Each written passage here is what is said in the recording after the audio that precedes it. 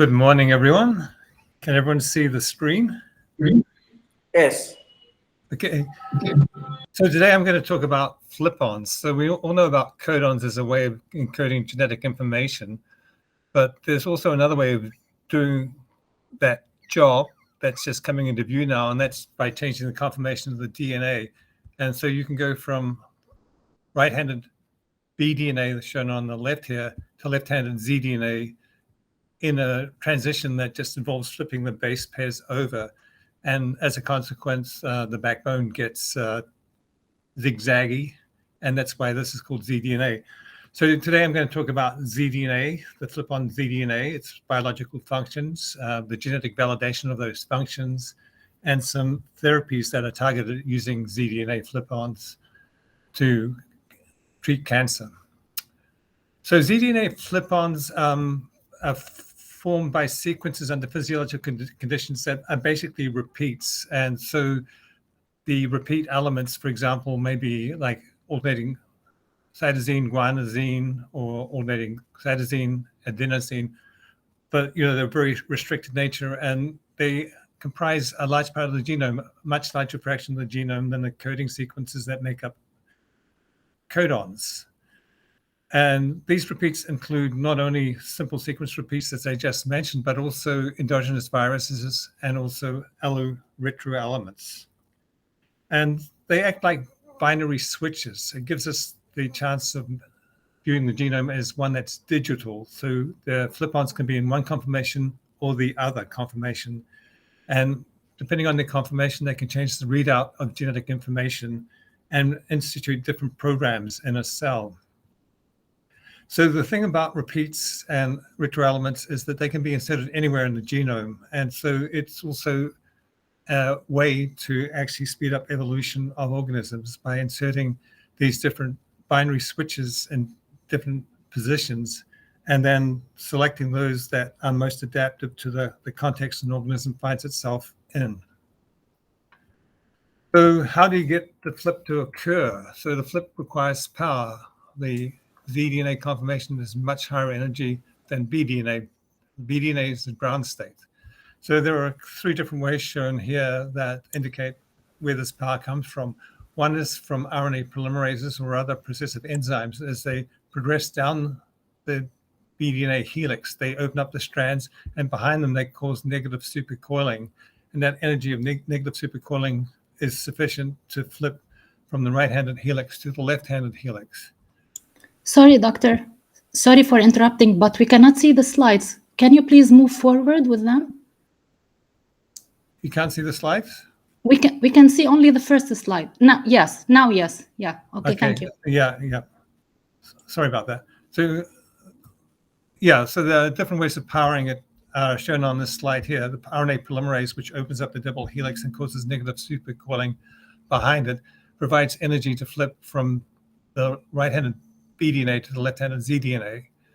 Another way is shown here on the right, where in eukaryotes, we have our DNA wrapped around nucleosomes. And actually, just by evicting a nucleosome, you release 1.65 turns of DNA that's coiled around the nucleosome. And that's 1.65 turns that's released is enough to reverse the twist of the DNA and turn one helix of bDNA into a zDNA. So chromatin remodeling is another way to unleash all this energy that's stored in nucleosomes and in the nucleus to form zDNA.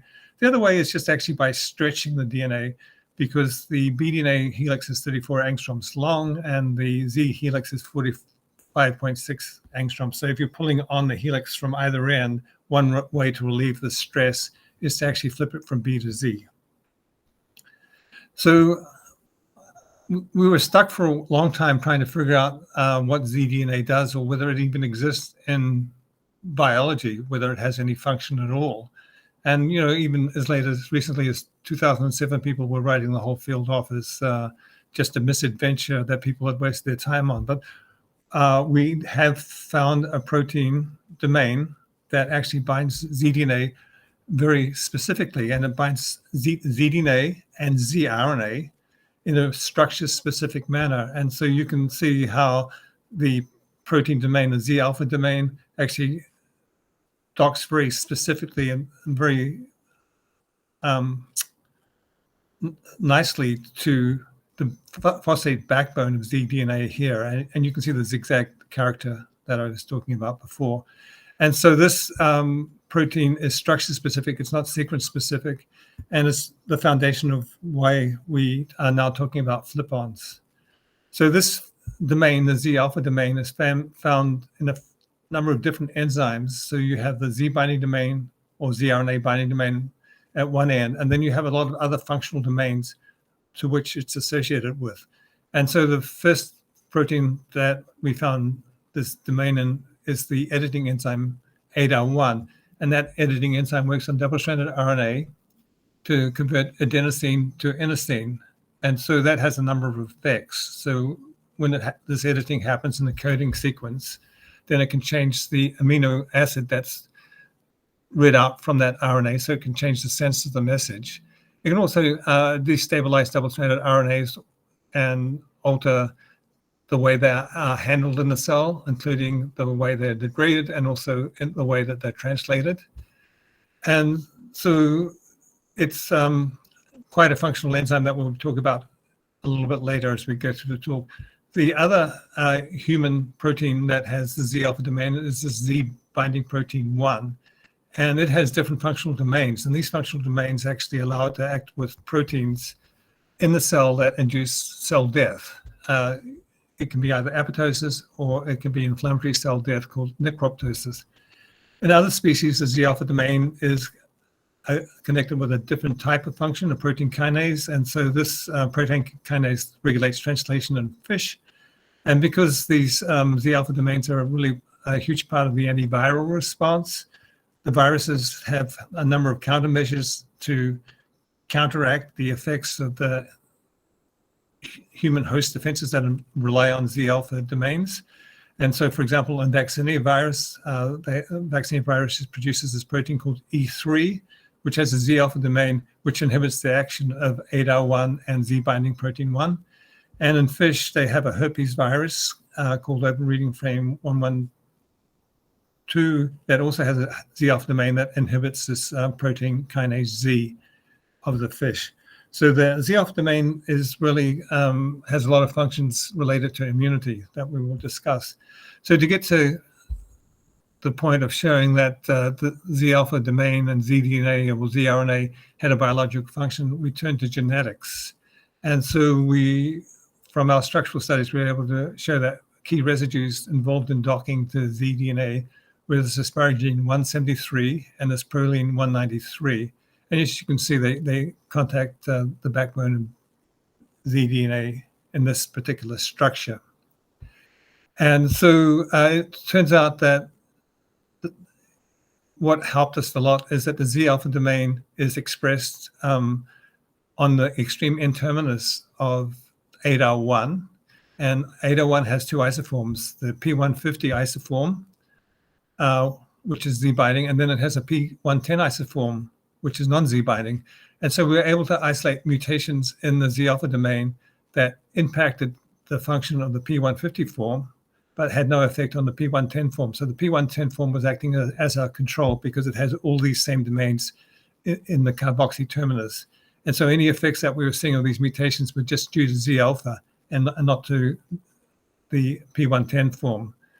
So what we found is that mutations in this domain occurred in patients with a particular disease called Aicardi-Goutieres syndrome type 6, which is a type 1 interferonopathy. And what the failure in that disease is to turn off type 1 interferon responses, and it has quite serious consequences. So to break the genetics down a little bit, we identified 3 different alleles. We identified, of course, the wild type allele, the big A, little a allele, which is the loss of function in the Z alpha domain due to the asparagine 173 and the proline 193 mutations, and then a null allele. So these people produce P110 but not P150. And so we got 6 genotypes from that. The wild type allele is normal. The one with 1 loss of function allele actually ends up being highly selected in Northern European countries.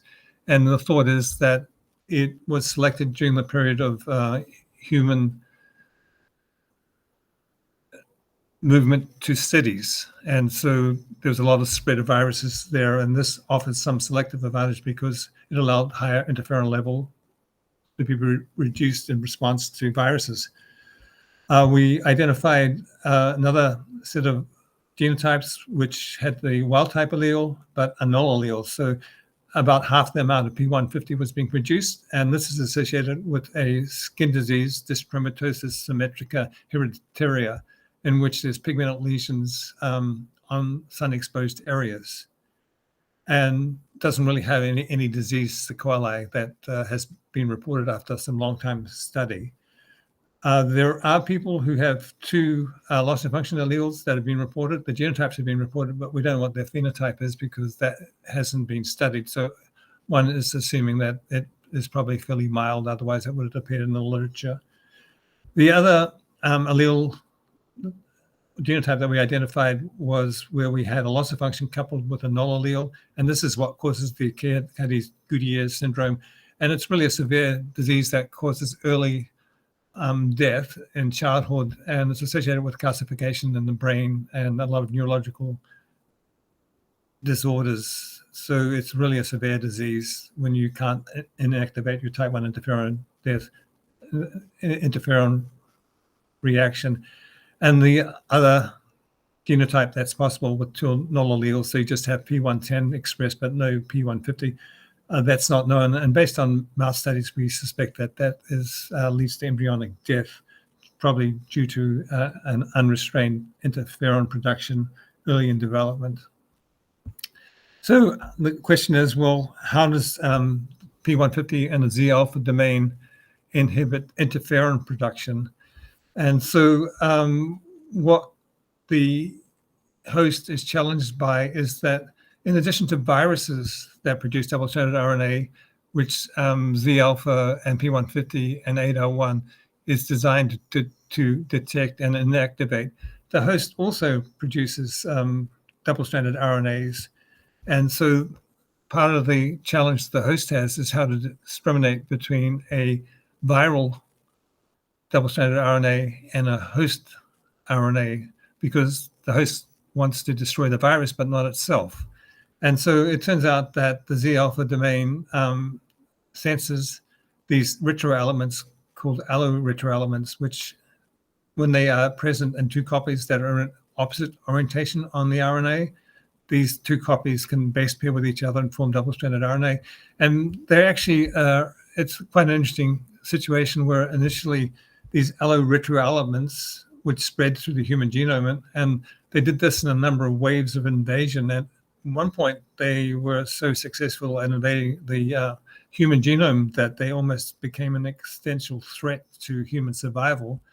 And so at the start, they were a pathogen, but now through selection, they've now been turned around to actually help protect the host genome, because the host genome has these allo transcripts in it where the virus genome doesn't. And so by sensing these double-stranded RNAs formed by allo, then the P150 can inactivate them by editing these double-stranded RNAs to undo the double-stranded RNAs and then prevent the interferon response from happening. So the natural question is, well, didn't you just say that this allo Z alpha is structure specific? How can it be really specific for in a sequence specific way or for a particular sequence?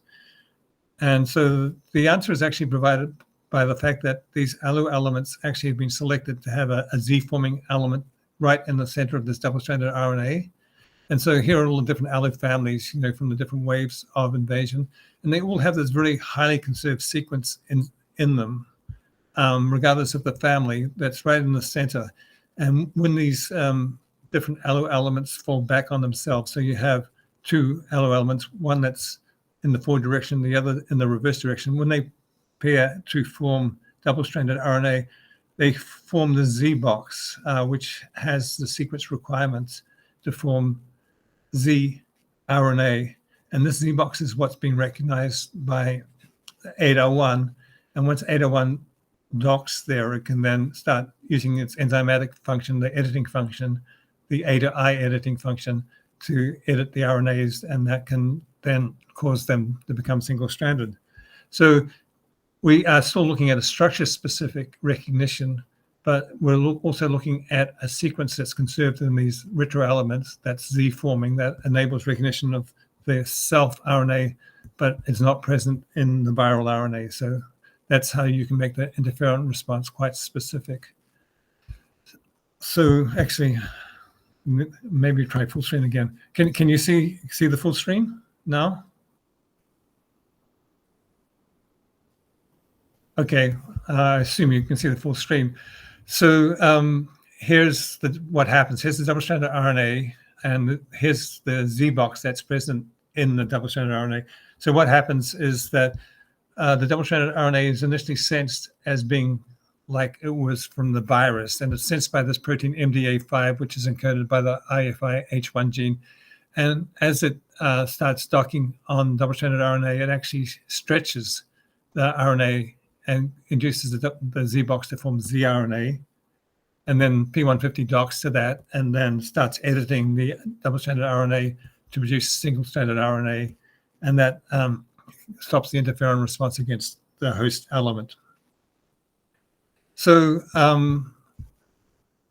this is basically what happens. You get the zRNA formed to get binding of P150Z alpha, and that inhibits interferon production. And that interferon production interferes also normally would produce this Z binding protein 1. And the Z binding protein 1, as I mentioned before, can induce cell death, either through apoptosis or necroptosis. So P150 stops the interferon and induces Z binding protein 1, but it also competes for the Z RNA binding that also is necessary to activate Z binding protein 1.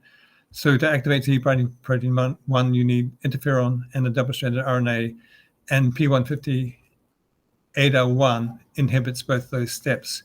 So this is a second way that 801 protects against inflammatory responses against self.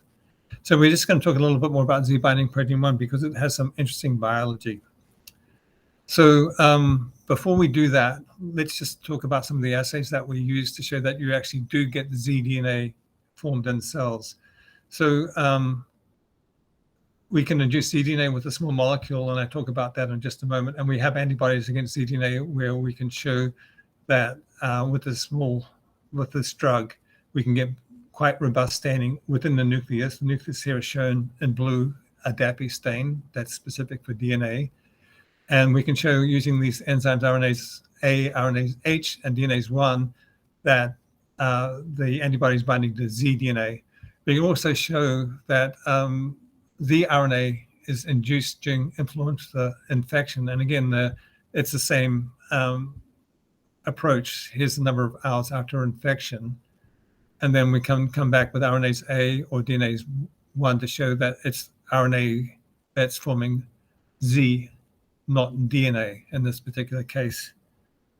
And so once you get zDNA or zRNA forming, it then activates ZBP1. And it does so through activating the RIP kinase 1 and the RIP kinase 3 complex. And these are kinases that then go on to phosphorylate this MLKL protein, which once it's phosphorylated, it goes from the cytoplasm and starts assembling on the membrane. And it assembles both on nuclear membranes and on cytoplasmic membranes and produces pores in the membrane. And those pores lead to inflammatory cell death. Not only do the pores let stuff in that causes the cell to die, but they let stuff out that activates all the DAMPs receptors that are present on immune cells. So this is kind of an important pathway to activate an immune response. And so this is just to give you an idea of the kind of assays that you can follow showing the ZBP1 activation. So you can do Western blots that show that you have expression of RIP kinase 3 that can be induced by interferon.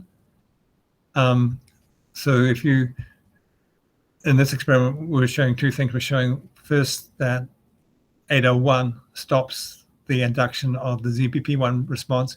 And then when we have an 801 knockout and we add interferon, we can get RIP kinase 3 induced, and this is suppressed by 801 in normal cells, but with 801 knockout, you get RIP kinase 3 induced, you get MLKL induced as part of the interferon response, and you also get phosphorylation of MLKL, which leads to pore formation and inflammatory cell death.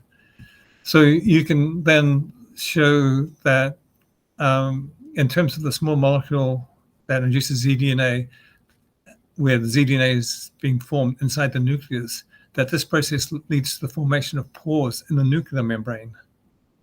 And this allows all the histones and HMG proteins that are known to be damps and activating inflammatory cell death to be released from the cell to the surrounds to induce inflammatory cell death of whatever, to induce activation of the immune response. And so you may ask, well, what good is all this? And so we actually use this approach, and it's a paper under revision at present, where we use the small molecule to induce zDNA. And what's interesting is the cells that we were inducing zDNA in were actually not in the tumor, but actually in the tumor stroma. The problem with trying to induce it in the tumor is that many of the proteins, RIP kinase 1 or RIP kinase 3 or MLKL, are mutated in the tumor, so the tumor doesn't really respond to the cell death pathway. It has actually being selected to inactivate this cell death pathway, but we can activate it in the normal cells that are in the tumor. So this particular small molecule and this activation of ZBP1 is agnostic to whatever mutations there are in the tumor. And once we have that activation, then we get inflammatory cell death, and we can then stimulate tumor killing. And so the way we did that was to use a small molecule in a melanoma tumor, and we used it with a checkpoint inhibitor, which by itself is not really effective. So if we use control IgG, the tumor just grows like this, gets larger in size. With the checkpoint inhibitor, it also keeps growing. When we use this small molecule that induces zDNA by itself, we don't really see much of an effect. But when we induce inflammatory cell death using the small molecule and combine it with the checkpoint blocker, the checkpoint inhibitor, we actually get cell death. And then we can actually do this whole process in animals in which the ZBP1 is knocked out and show that the cell death is dependent on activating the ZBP1 dependent pathway, and that the combination of the drugs is dependent on this necroptosis that is induced, and that's what's leading to tumor regression. And I should say that this is done in collaboration with Sid Balachandran, who's at Fox Chase, and Maria Popsova, who's at HSE University in Moscow, helps with the bioinformatics, and Sid's lab did all the wet work. So a last thing I just would like to finish on is that also we know that various virus genomes also have flip-ons that are predisposed or prone to form zDNA. And here's the Epstein-Barr virus. And so we can score just by the nature of the sequences, looking for the sequences that have low energy to form zDNA. We can show that there are a number of sequences in the Epstein-Barr virus with a propensity to form zDNA under physiological conditions. And so I'm just mentioning that because we're actually doing some work on this now to show how these zDNA flip-ons regulate Epstein-Barr virus biology. And the reason that we think that they do is that we can use the scoring system that we have, looking at the number of zDNA forming sites per 1,000 base pairs. So the zDNA formation or zDNA propensity is shown on the y-axis. And then we can look at the GC% of the viruses, because if the CG sequence is something that forms zDNA much easier than something else, you would expect that as you increase the amount of CG dinucleotide repeats in your genome, that the zDNA forming propensity would go up. And that's shown by this dotted line. So this is the predicted propensity to form zDNA with increasing GC content of the genome. And as you can see, if we look at all these other herpes viruses, 1 through 8, most of them actually fall on this predicted line, but Epstein-Barr virus has something going on, along with Kaposi sarcoma virus, has something going on in which the expected frequency of Z-forming sequences is much lower than predicted. And so we take that as evidence of selection against the Z-forming sequences in Epstein-Barr virus, which is actually consistent with a biological role for the zDNA flip-ons in their biology. And just to finish up, to remind you that we've been talking about zDNA flip-ons and all this kind of stuff, but there are a lot of other flip-ons in the genome that we have yet to understand quite as well. There's the G4 quadruplex, the G flip-ons that people have done a lot of work on, trying to look at responses to DNA damage and also in regulation of transcription. There are also triplexes, 3-stranded structures that form that can also help organize the chromatin within the nucleus. And there's a lot of work done on non-coding RNAs, trying to make this connection between the formation of these structures and differentiation of cells. And there's also even simple bent sequences that actually help define topological domains and trap supercoiling so that you can have conditions where these other flip-ons can change conformation. So I just would like to thank the organizers for the chance to present, and thank you all for listening, and thank the labs that we're currently collaborating with Sid and Maria. So there's a lot of stuff that we've been publishing in the last couple of years on flip-ons and zDNA and zRNA. If you do a Google search, you'll find a few papers that can give you some more background information. And if you have any questions, please email me. But thank you very much for